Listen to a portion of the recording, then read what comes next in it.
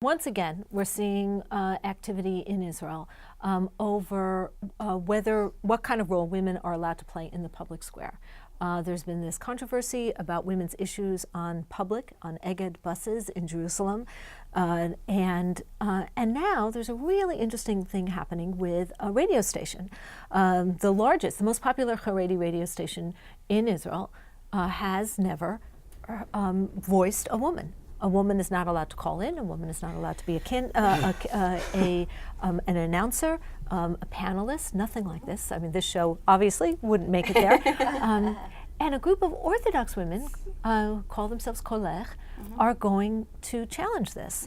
And Anna, I wanted to turn this to you because you recently wrote a piece talking about the fact that, in your opinion, that this prohibition against showing the images of women actually has no basis in halakha and Jewish law. And it's ironic because Orthodox usually are very into tradition and maintaining things from, the 1800s, or they don't like change. But this, to me, is an incredible change. I don't know where it came from. And in very Haredi religious circles, not my personal circles, but there's this new norm that women should not be shown in any kind of print. They're just not picturing them. They're not picturing them in fundraising materials. If there was a woman being honored for an organization, her and her husband, they just show the husband. And it's really, to me, horrifying because, especially as an artist, I'm very into images and I'm very aware of their power of communication. And what are you communicating by eliminating half of the population, especially the people that we want our girls to look up to? There are amazing women out there. They should be shown.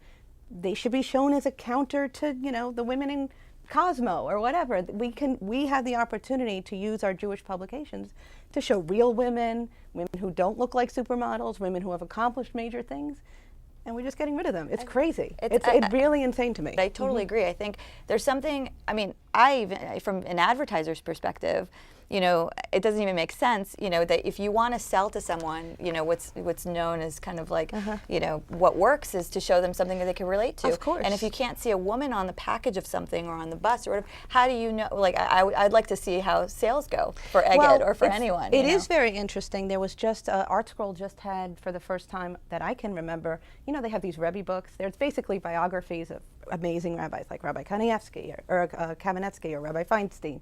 They just had one on Rebbetzin Kanievsky, who was a really very well-respected woman. Thousands and thousands of people would go to consult with her in the very Orthodox community. And they just did one for her. And there are pictures of her inside, but she is not on the cover.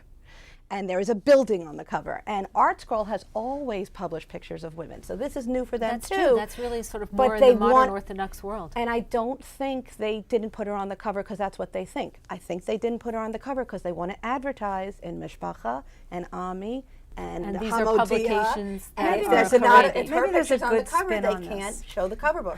What? Cover the book. Maybe there's a good spin on this, which is that they're really running scared. I think think that's even true. in the Haredi community now, you're seeing more women going to college. You're seeing more women working outside the home for a whole lot of reasons. And I think this is like a really powerful attempt to kind of close the barn door after the proverbial. I don't think they're thinking that way, but I think that might be a subconscious way. Yeah. I once had reactions Yeah. occur, yes. when change is when you happening. see Yes, that change you is may really not freaky. be able to stop this.